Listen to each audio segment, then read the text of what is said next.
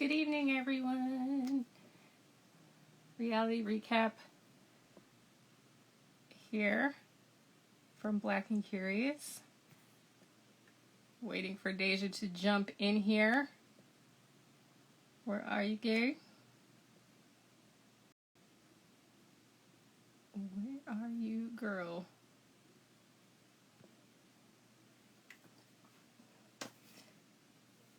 There you are.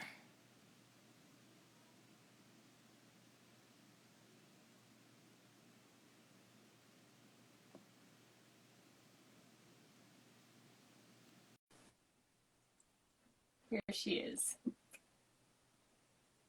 Come on in the room, gal. What up? Hey, gal. You was here. Hey, Hey, gay. filters. All right. Hello. Girl. Need How one. you do? Listen, I'm in here. I look dead, so it's all right. Hey, Christina, girl. Hey, Christina. So, you have been on a voyage. I have, and a bitch is tired. Okay, she was in New Orleans for a week, so I really was just very much not with the socials. So I'll have some clipperizations coming soon for the YouTube channel. So make sure y'all check us out. It's a line going across my face. Okay, we can't do this filter, girl. No. I have a pimple right at the top of my forehead. I'm not even going to worry about it. Ooh, I have a new eye color. Okay, whatever. Times. So, but yes, I spent most of my time doing like some exploration of the city's history and the museums and all that jazz. So that'll be coming to a vlog near you soon. All right. Sounds lovely. Well, I am here with my libation. Listen, I need a libation. Just having, well, this is not really a libation. This is just some sparkling rosé. The La Marca from Target. Target's the only place I've found it so far. You know, La Marca is the girl that you just, you have for the brunch functions or whatever. If I'm going to a brunch function, La Marca is also the girl for that. So the rosé, I've only been able to find it in Target so far, but that's what I'm having. I'm gonna have to look into that. I have because like I got in late yesterday, and all I did today was just go grocery shopping. But do we pick up any of the vino or the alcohol? No. So we are dry boots again. I may or may not have a fully stocked bar as well as fully stocked wines. I mean, I typically do, but like, people come over here and be dipping in the bar of it all, and so now we are low on the things. So that's like top of pandemic. That was like the first thing I did, which is maybe not. I don't know. But I definitely bought one of everything, and then I've replaced it as I've gone along. But yeah. Anyways, what did you watch? We didn't even talk in advance about what we're going to discuss here today. So what did you watch? I watched our friends in Alabama, the Huntsville crew. We watched them. I did halfway watch in between dozing the Queens of Potomac. And they quick. It was a filler episode, so it's fine. Yeah, like I watched it, but it was just like anyway, we can get right on into the Queens. It was getting very I didn't get a chance to watch the other show. What was the show I told you about with the couples? Oh, Put a Ring on It? Yes. I've been trying to keep up with that, but because that's the one, right, that he apparently slept with his date. And I'm like, damn, that's the most juiciest episode, and I missed it. So, but part of it is they had lost their Wi-Fi connection for a day. So, like, my friend couldn't work. And then I couldn't just get on to anything because even my own, like, cellular connection was trashed. So I was like, all right, well, womp. Well, then let's jump into it. You want to go Housewives first or? Housewives, child, because it was a filler. First of all, can we just discuss the fact that they went to Williamsburg and tried to make it feel like a thing? I mean, so as someone who once worked in the Berg for many years, depending on where you are, there are like some nice ritzy restaurants because my aunt was a proponent of that. So she's taking me to all of that stuff up there. And then some of the nicer hotels or like the home that they stayed in, all that is there. You just don't know about it. Not unless you are I'm not saying it's not there. I'm just saying it's not like some popping ass community of things to do. It's not. No. It's like there's a few nice houses and some nice restaurants. Congratulations. Yes, that's really what it is. The restauranteering, you can do some fancy spa stuff if you're in the CW because they do that. CW meaning Colonial Williamsburg, y'all. Right. You can have a little, you know, like history excursion because it is Williamsburg. But it's not really like, it ain't fancy. So it's no. It's not popping. It's not. But for like a quiet little like R&R. Yeah, for a quiet spa sort of weekend, it's fine. But it's not what she was trying to sell. Candiachi, as they call her. Or not Candiachi. That's funny to me. All right. Background for anybody who has not been here. Both Dehjai and I are from the Hampton Roads area in Virginia. And we both went to school in Richmond. So we have to pass through Williamsburg to get. It's like this big, like whatever. Also, most of us in that area did the whole like Williamsburg trip when you're in like elementary school or middle school or something. Indeed. And you got to go down there and they show you how it was during the times, in the slavery, like the colonial. Thing about it. So the thing about it though is like as an adult, so being in two different places, like, okay, I worked in CW, I've lived in the area. So, yes. Like you say, we all take the tours, and then going to New Orleans and like people, they have tours for the plantations and the whatnots. And they do that in Williamsburg too. Mm-hmm. And so years ago, I can talk about this because I don't work there anymore. I had a customer, as I was checking them out from their stay, ask me about the tours and whether or not, what did I think of the slavery exhibit or some shit. So Colonial Williamsburg has like, I don't know if it's still there, but they had this thing where they had like this whole experience where the patrons could go and watch like a day in the life of the enslaved Africans. Yes, they did. But it was like this musical performance. Like I saw it. Musical? Right. It was like this musical performance, and like they were singing and chipper and happy. And I'm like, and the only reason why I saw it is because of one of the things that we had to do for like some Colonial Kids Club. I was doing a lot of stuff in Colonial Williamsburg in my early 20s. Anyhow, so I'm not doing this with slavery, the musical. I'm not. Child, okay. How? Why? Honey, when I saw it, I just remember at the time I had to be like 22, maybe 23. I just remember standing there like, what the fuck is this? Right. Like, I mean, and they were just as happy. Oh, hello, sir. How are you?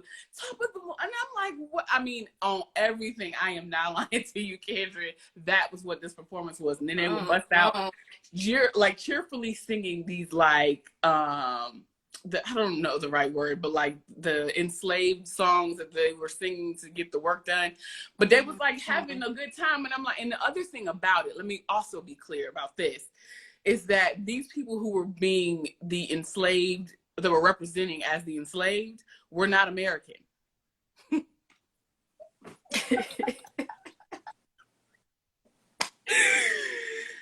So like oh no, you know what, y'all, I'm not gonna do this. This is for another day. Like, because once they stopped singing and carrying on with the falderall and fiddle-dee-dee, as I like to say, then like I was talking to them and I'm like, so you really really like this job. And she literally was, I'm not going to imitate the accent. Like, totally wrong. But I can do it, but you know. But yes, like she just was like, you know, it's fun. It passes the day, and we make the It's a musical. Bitch. Is what it is. So anyway, that's what they were doing in the Colonial. Well, I don't know that they were in Colonial Williamsburg, but they weren't far. Probably not. Because they looked like one of the places looked like parts of William and Mary, and like this square that's in Colonial Williamsburg that I can't remember the name of, but like that's where they had the farmers markets, which was dope. Now that part I liked, but you know. Yeah. That's what I was assuming. It was near like William and Mary and that whole bit. So anyways, the Dolls of Potomac were at. Now, if they have a fucking scene where they out there with them singing ass people, I'm gonna be irritated. No, we're not gonna do that. So crazy. So anyways, yeah, I really just didn't have much to say other than Williamsburg is really not all of what Candiachi was trying to make it. And also that let me see. I don't know what Gizelle and Karen are fighting about anymore. I've completely missed the boat on that. It's like that situation of like you fighting with your homegirl or your friend or whatever when you were little. I don't fight with my friends no more, but when you were little, and you'll be like, what are we mad about again? Yeah. Nobody even remembers. And that's what it feels like with Karen and Gizelle. Like, y'all probably just need to let it go. They just don't like each other. And so they just don't like each other. So it's like any and every little tiny thing, the one is going to run with it. For certain. Okay? For certain. And I think that, like, with Karen, it comes down to just saying what it is. It's like, I just don't like this bitch. And, you know, that's okay. You can just dislike someone and say the things that you dislike and be done with it. Like, and you don't even have to say the things you dislike, to be completely honest. True. You can just decide you don't like nobody and just move on. Now they're in a friend group, so that makes it a little bit more complicated. But they could just be cordial and stay out of each other's way. True, but for the purposes of this show, like, you know, they gotta be like, oh, I don't like her because X, Y, and Z. So, like, say it's like along. I feel like something may have happened a few seasons ago that I'm not remembering, and like now every little thing is piling up because that whole Karen saying that she wished Ray for dead, and was just like, that's not Karen. You're a smarter woman than that. That's giving. Well, that's like. I should stop slandering New Jersey, but it's giving New Jersey logic. Well, I mean, I was going to say it's giving like Atlanta when Nene said that the homegirl was a buffalo. And then she turned it into, you tried to call my child a buffalo. Right. But Gizelle actually said, like, Ray basically told her she was getting old and she needed to try to stag somebody while she was young. And she was like, Ray will be dead and gone before I lose this. And it was just like, how did you turn that into she wishing death Ray for dead? Yeah. Like, she did not wish Ray for dead. And like, it just feels like now every little thing is going to get blown out of proportion. And I really just wish they would stay out of each other's way. Truly. But like, at this point, at the dinner that they were having, Gizelle was stoking the fire. She was Of course she was. So like, you know, that's who she is as a human. You know, always stirring the pot. So it's just kind of like, girl, just let it go. Like, I know that this is funny and it cracks us up, but like, this is dumb. You don't like her and she don't like you, and move along. Yeah, let's keep it pushing. Let me see. What else cracked me up? Eddie. That side conversation with Gizelle and what the fuck? Mia? No, Robin. I'm about to say, I'm about to call her something else. Robin saying, like, they had like a little whisper session and then was like, we're going to kick you out of the room upstairs. Oh, that was not nice. I was like, why? And I would have probably cussed the both of them out right on the table. Like, no, you're not. Like, you didn't even have to cuss them out. You just be like, I'm not moving rooms. I'm going to move rooms for you. Like, what was the Or point if of they had have just said, "Hey, me and Robin want to be on the same floor. Would you mind moving to the bottom floor?" Like that might be a different conversation. But like, oh, we're just gonna kick you out. It's like, no, you're not. Yeah, right. Like that was ridiculous. I was like, all right, that's a little childish, but okay. So now Robin Going back on the hazing. Yeah, right. Going back a little bit, that whole situation with Mia and her sending the nasty text messages back to Robin and Gizelle when they tried to invite her out. Was like, this was last episode. I was like, girl, what? Oh, we can combine, both last episode and this one. Totally fine with me. Yeah. I just was like, what is going on? And I understood Mia's like intent, like, look, you can't tell me who I can and cannot bring with me. Right. But like this whole thing about it just went from 0 to 5 million. And that's why she's one of those girls, like all the housewives are different, but she's one of those 0 to whatever and then has to apologize to get it back to baseline. And she's already showing that, and I don't like that quality. Like, it's very annoying to me. People like that annoy me. So she is annoying to me. And I just was like, she just came in too hot. I like my new housewives to kind of make a lap around the party. You know, like, the party's happening, but you got to make a lap to kind of see what it is to see, talk to this person over here, over here, over here, over here. I like my new housewives to take a lap around the party. And Mia was just like, she just was like, no, like, I am Karen's friend and I don't even know that it was so much of her saying, like, I am Karen's friend. It was more or less like, she just struck me as someone who is immediately on the defense with new women. Right. Period. It was very like, you're not going to run me and tell me what to do. Yeah. Which totally I thought was just, like, it was just dumb. Like, stupid. Girl, relax. Right. It's like, they weren't trashing Karen. They were just like, you know there's beef between Karen and Gizelle, so why wouldn't you just be like, oh, they must just want to get to know me on, by myself. And I don't, whatever. I mean, she still could have felt the way she felt and just been like, I'll let you know. And then talk to your friend Karen like, hey, girl, this is what happened. What you think? They could have said no. Right. Agreed. And the other thing about last episode, why did it look like somebody shining lights in here? What y'all doing? Anyway, I'm like, it's daylight. Like, somebody got a mirror? Anyway. So, that whole, because the Zen Wen foolishness was last week. Right? But she was like, and I have time today. That was last week, right? Who even cares? I was just like, she is she's a lot. Is. And that's one thing I did agree with Gizelle on this episode, but we'll come back to that. I just don't understand. I was just like,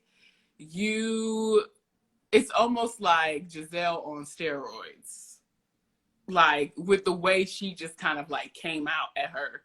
And, like, for me, I was very much here for me being like, look, I talk with my hands, so you just want to get used to it. Like, I mean, or you can just sit over there. Like, I'm definitely, like, team don't put your hand in people's faces. I don't like that type of stuff. But, like... But they were never close enough for her to do that. Now, while they were on the couch, that's one thing. But for the incident that happened prior to, they were like on opposite sides of the table. Like, what? Yeah. Wendy is she is just troubling me. I don't know how else to put it other than I am troubled by her this season. I'm with Gizelle and Ashley, like their little conversation they were having on the side of like, and listen, I'm a person like evolve, grow, change, learn, do you come into your own. I am all about all of that stuff. But she just did a hard pivot.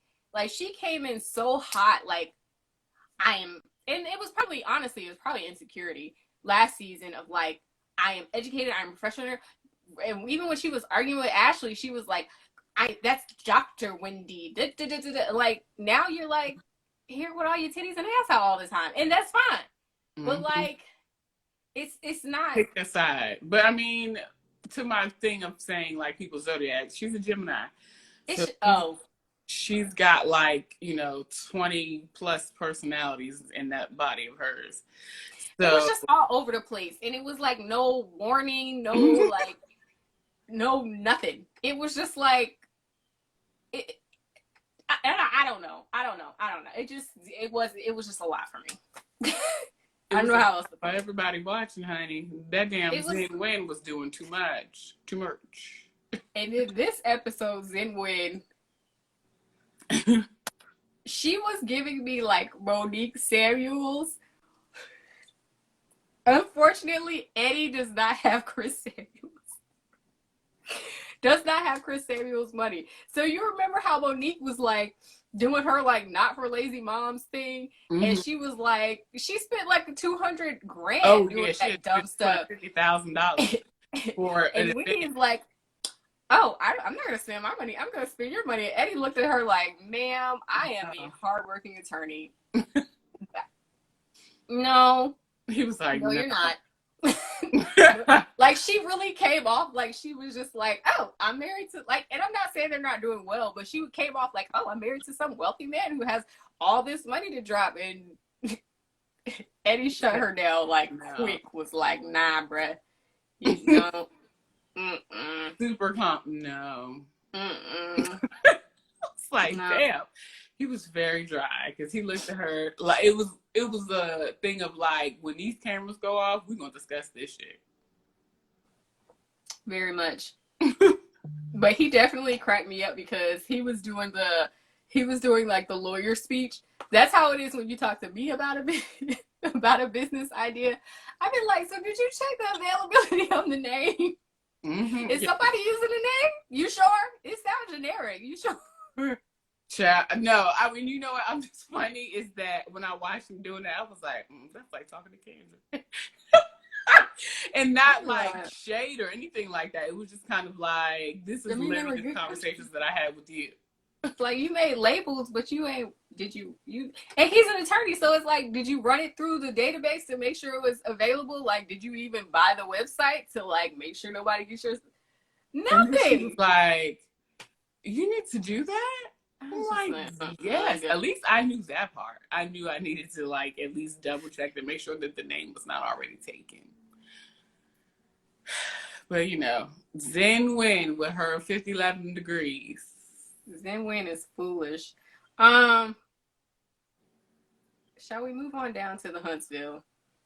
Oh no, hold on, pause. We gotta talk about Mia and her in Escala. How many businesses do you run? How many businesses do you have?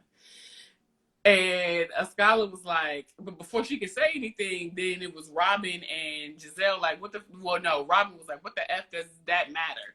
Like, why are you asking about businesses? It didn't at the time, but it was also like, Escala girl, shut up.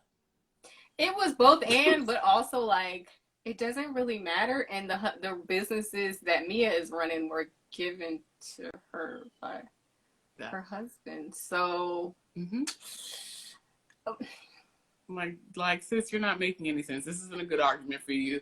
But either way, even though Escala, I feel like what she asked made sense, it was still like, I don't actually remember. I don't remember either because forgettable. Okay. But like, in terms of what the conversation was, it did make sense, but it was like, girl, why is this coming from you? Yeah. Why are you being a part? Just be in the room. Because that's going to make you look like Zen Wen. And that ain't a good look. Because, like, for all intents and purposes, that was Zen Wen's rest. We're going to call her the rest of the time we do this reality recap. That was Zen Wen's behavior. Like, all the first season, every time it was something going on, she had to insert herself. Didn't have nothing to do with her whatsoever. Didn't nobody ask her, but she was in it. Like, girl. Wendy grates my nerves in a special way. Agreed. She needs to move around somewhere. Please, and thank you. And even like the whole moment where she was like, I recorded my whole lecture with my shirt off my shoulder. I'm just like, who gives a shit? Like, okay, sure. Like, is that the most professional thing? No. But like, But like, Who and cares? were you actually recording whatever? I feel like that was a performance. Yeah, also because she had the children running around in the background, and granted, their children are gonna run around, but I feel like if she was actually doing a thing, Eddie would have like been like, "Girl, please go over there and make your money. I will take the children out. I will take them downstairs to the basement. I will take them somewhere so they do not Right. bother you Make it while so you that make this mommy money." is in session as teacher and you got to go somewhere. Right. Because the most people of color don't play around when it comes to them having to work and you all running the house and running them up. It would have been real quick if you don't get somewhere and sit down. Sit down. You know, like, yeah. But yes. So I think there was not much else that was really going on. Not We really. can move on along. Let's skedaddle. Who is this Tiffany lady? Somebody that wanted to be a part of the show. She about as bad as Destiny in the previous seasons when Destiny hurried up and got married. Now she's divorced and or getting divorced from the person that she rushed to get into this, be on this show with. Tiffany is a mess. You know what I can't stand? I don't like when you are messy and you do something messy and then you don't cop to it. Or be like, oh, well, whatever, like, oh, my bad, I didn't know it was a sore subject or whatever. She was just kind of like, I can't believe she got upset about that. Like, what's wrong with her? Why is she so upset? I was like, you told her, even though he's her ex-husband, this is a fresh divorce. You told her ex-husband was like canoodling with somebody else, and the reason you remembered her is because she was not the other lady. But also, bitch, you telling me this at my birthday party? At a birthday party. I didn't even invite you, and you coming in with uninvited and like bad news, sis? It was bad news. I was just like, and then to be in the confessional and be like, she had to make a scene, and it was not that serious. She was so dramatic. I'm like, girl, if I'm at my party and somebody comes to me with some foolishness like of that nature, I need to go and compose myself. Sometimes you're not going to be able to do that sitting at a table with somebody where you want to cuss them out, but you also are a business owner and a professional working in the city, and you're now on TV. All I'm saying is she's lucky that Destiny did not cuss her out or come across the table, depending on how emotional she still is about this relationship. She still has a small child with this person, even if it was for TV, even if it was whatever. They still have a kid together, like, and had a relationship of some sort. And they did have some sort of relationship. So it's like, you can't just say stuff like that and then be like, well, I don't know why she was offended. How not? Girl, makes no sense. None. I don't like her. I don't like her off the strength of that alone. And I don't like her either because, like, you don't talk about people's children. And for her to sit there at that birthday party again and bring up Monster to Kimmy about something that had happened that nobody was privy to. The world didn't need to know that. So why did it make sense to you to say such things in front of all these other women and these cameras? Like, you just making a name for yourself to be the most disliked person, female on this show. So, I mean, if that's what you wanted, sis, now you got it. So, like, that's a good segue. Like, this whole, and we've talked about step parenting over on the YouTube channel, so go check that out. We talked about it when we talked about Ebony K. Williams. I think it's what is that? Lucy number 2? 1. I think it's number 1. 1. Anyways, this whole, like, step parenting dance that Kimmy is doing is, like, you can tell she's getting tired. Because she literally said everything short. When she talked to Maurice about the vaping situation, she basically said everything but don't have me out here finding things out from outside of our home. Like, don't have me out here looking crazy. If something is going on, even if you don't want me in the conversation, you need to let me know so that I can know what's going on in my home. Agree. And the whole situation with Kyra and her husband, Zabe, I think his name is Xavier, Zabe coming down and, like, Maurice just dipping. I don't know if Maurice is noticing, but I am noticing all over Kimmy that she is just like, oh no, I don't have to do this. Baby is like, her whole entire face is like, I have a grown child. I know what I'm doing. I don't have to be a part. like, you keep leaving me out and I'm just going to keep, like, I don't have to do this. Exactly. And I feel like at the same time, it's a thing of like, Kimmy clears him in a way that it doesn't seem so like in your face and combative. Hell, she clears everybody that way, to be She frank. clears everybody that way, which is my favorite part about her. She just like Yeah. states the facts, and then you just like, they're just standing there looking stupid, and then you're like, yeah, because you're an idiot, and Kimmy's the only one with some sense here. Like, I love her. I love me some Kimmy. I love Kimmy. She's my favorite. But I'm frustrated for her at the same token, because it's like, it is disrespectful to be expected to be a parent in this house, but not be considered a parent when it comes to parenting this child. Definitely. Like, that's disrespectful as fuck. So it's so disrespectful. And also, like, just not being told like the big stuff. Yeah. You know? And she did raise a whole entire son. And he's now a college graduate, and apparently has never had, based upon the conversations that they've given us, has never had any real trouble or any real like stain on his image coming up under her tutelage and parentage or whatever. So it's just kind of like, I feel like with Maurice, it's just like, I'm a dad, and I don't want anybody to tell me how to be a dad. I'm gonna do this. And so he claims to listen to Kimmy, but like, it's listening to the effect of in one ear and out the other. Right. So like, you're not, which makes me feel like you might as well not even speak. Yeah, and I feel like that's the point that Kimmy is getting to. And she kind of displayed that a little bit, because she wasn't really forthcoming with how she was feeling about such until Maurice said something or questioned something that made her say, no, this is actually what it is. Right. Hey, Meanie Boo. So yikes. I don't know. I don't know if he's getting it. And then even with the balance thing, that irritated me, because it's like, he's always talking about what Kimmy does for a living and her being a nurse and how she should be an entrepreneur. And now he's just now coming to make peace with the fact that she's a nurse and blah, blah, blah. And it's happy for the stability. It's happy for the stability at home. And then all of a sudden, when Kimmy is like, you need to be spending more time with your son.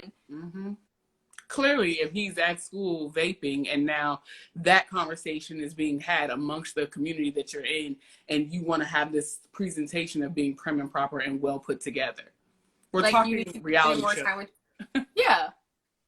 And then it was like this whole, well, I'm trying to build an empire, so like, I don't have time to be balanced. And it's like, that's not good enough. That's not good enough. You fought to have your child here. He's 13 or 14. And now is the time you set aside what you have going on, because you wanted him to have a male influence. You wanted him to have your influence, right? Your influence, not Kimmy's influence, not Kimmy's son's influence, not whoever. You wanted him to have your influence, but now he's here and you're nowhere to be found. Like, that's not okay. And she was right. And like I said, I don't know if he's realizing it, but to me, it's reading like, well, I don't have to do any of this. And I'm getting ready. Like, Kimmy looks like she's getting ready to check out of the situation, either mentally or otherwise. But she's looking very like, I'm over this. I think that she is checking out. Like, these are the markers towards, like, you know, I'm out of this. Yeah. Especially when you look at, you know, now they're flipping a house she's flipping a condo with her son, and this can be a new stream of revenue. Like, I love this person, but maybe this isn't working. And like, okay. Yep. And not to wish like divorce or separation on anyone's marriage. I'm not saying that at all, but like, you know, there are writings being put on the wall, and eventually you're gonna start checking off the boxes of things that are not making her happy anymore, and then reevaluating whether or not this is worth it. Absolutely. I could not agree more. Like, that was perfectly said. She's, it's like, if I'm gonna have to go through all of this, then like, what is the point? She's already raised her child. He's already she's already trying to get him on his feet. He's finally figured out what he wants to do within real estate. He's flipping this house with her. Like, she's already like kind of moving on from this situation with Maurice and his son. Mm-hmm. Whether he realizes it or not, is what is happening. Yeah, and very much like the thought of like, my wife is always going to be there. She's always going to take it back. She's going to take care of me. And like, these behaviors aren't okay. Like the idea of coming together as the two couples who are parenting this child, and then you have to leave, and understandably so. You're a lawyer. You have to make these meetings. I get that, but you should have communicated that to your son's mother. Right. They were late. And that's all Kimmy was saying. Like, hey, well, then we should reschedule to a time when we can all four be here. That was the point for us all four to be here. So let's just reschedule. Text her. Like, did you inform her that you had someplace to go? Like, this was a hard meeting time. Did you tell her? Like, clearly he did not. Clearly, like, it's just, yeah. Like I said, it looked like Kimmy was just kind of like, this is a mess. And been a mess. Yeah, it's been a mess. Yeah, and this whole, I don't know. We'll see what happens. We're gonna see what happens. I hope they stay together and that they make it. But they say, like, one of the married couples that I follow, they talk about there being like that 7-year itch, and that is in all things, not just in relationships. But like, once you hit like that 7-year mark, it's like either we're gonna make it or we're not. Definitely. So, hoping for the best for y'all. Yeah, I hope for the best for them too. So let's talk about Marsau, Kyra, and his baby wife. What is her name? Tisha. So can I tell you that Tisha is the single most exhausting person on reality TV? Maybe second to Zen Wen. Girl. They're like only on opposite of the spectrum, but very similar in annoyance. Second only to Zen Wen. Like, she is that woman is exhausting, and her logic don't always be logical either, because you be like, girl, where did you get that from? How did you arrive there? Makes no sense. None. Zero. Zilch. And it makes zero sense. She's over here having a breakdown because some woman was looking at Marsau. It's like, yeah, but see, here's the thing that can't control nobody's eyes. True, but here's the thing that I am sensing. There was, as Melody has been saying, some infidelity on Marsau's part, and I totally could see it based upon the previous seasons and how he communicated with Tisha and what he expected of her and still expects of her. And now, like, she or they are trying to save face, but like that level of emotion that she took it to when they were standing outside, there was some shit that was cut out of that conversation, because it had to be for her to be like here towards like the last few minutes. Like, what are you upset about? Why are you so moved to tears? This is not the first time occurrence. Not that. Not just like she was in full on, like, it wasn't quite hysteria, but it was like full on tears, meltdown because another woman looked at your husband. And it's like, it's not even like I didn't see where Marsau really like paid Kyra any mind. Kyra needs, we'll talk about her in a second. Kyra gets on my nerves in a special way also. But Marsau wasn't even paying her any mind like that. I don't know that I feel like he wasn't paying her any mind. I think that he did in the way that most men do who know they're being watched. I also feel like there was some, not necessarily, fuck it, I'm gonna just say it. I feel like there was some sense of familiarity, but not, I don't know if something has happened, speculation, of course, but like the level of like comfortability that was there is probably why Tisha was emotional. I don't know. I think based on what I've seen of Marsau so far, he just gives me that. Like, he's one of those guys who can make you feel like you're the only person in the room, even if there's 10 women lined up behind you and you're the 10th one. Mm-hmm. Like, Mm-hmm. he has that, to me, he has that way about him. Mm-hmm. So it could have literally been anybody. Like, literally, he may have paid attention to all of the women in the room the same way he paid attention to Kyra. But it was something about her that set Tisha off, probably because she was more, I don't know, she maybe kind of looked more like Tisha, or kind of would be seen more as like competition to Tisha or something. Mm-hmm. I don't know.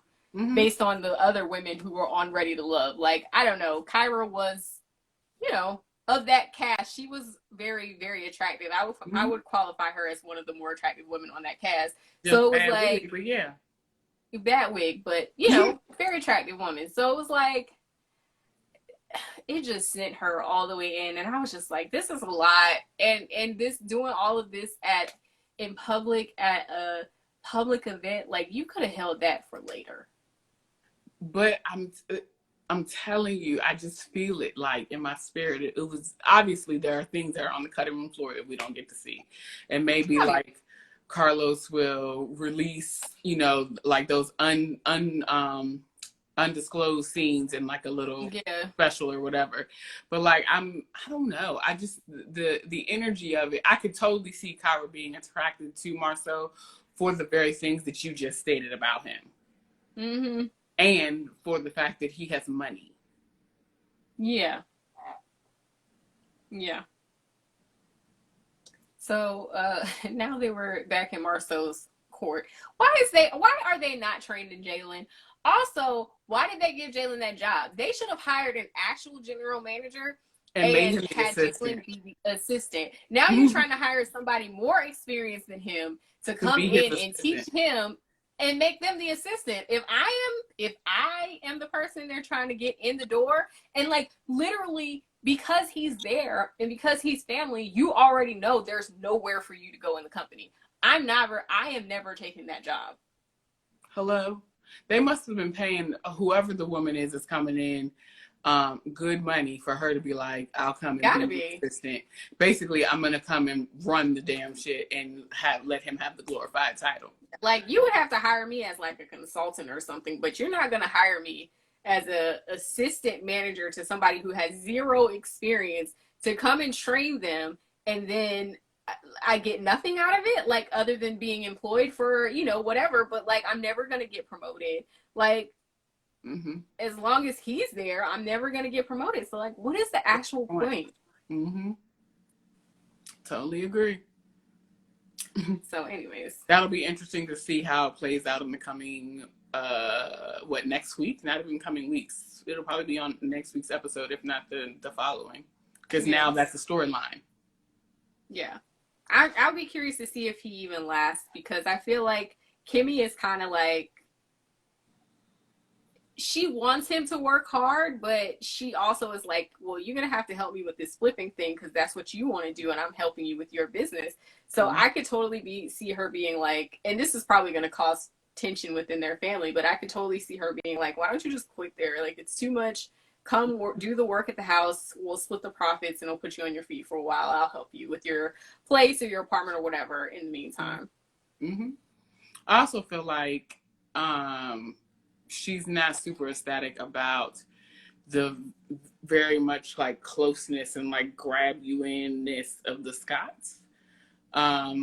Definitely. Kimmy is very, very independent, which, as most Aquarius people they want to do their own thing.